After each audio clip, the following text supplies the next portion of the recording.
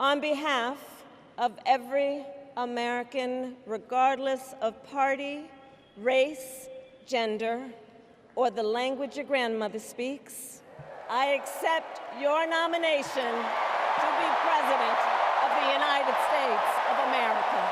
It was noticeable at the DNC that Kamala Harris tried to expand the Democratic umbrella, trying to chart a course that appeals to moderates and independents instead of the extreme progressives in her party. A handful of Republicans tried to make the case that she had appeal across party lines, too. I want to let my fellow Republicans in on the secret. The Democrats are as patriotic as us. Harris preached safety and security when it comes to communities and the border, a far cry from the open borders and defund the police tags that have hounded Democrats for years.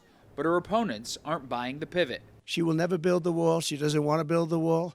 She's only saying if she changes her mind, it's only because she wants to get elected, because who wouldn't want to have a strong border? Donald Trump has been on the trail highlighting Harris flip-flops.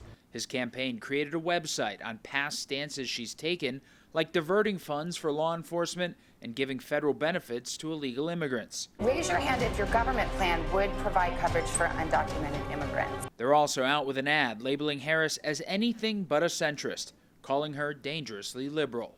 The big question, of course, over the next 2.5 months is whether or not Harris can convince voters she is a moderate that independents can also get on board with. As former Democratic House Speaker Nancy Pelosi put it this week, if Harris were to win, she should govern from the center, because that's where the public is.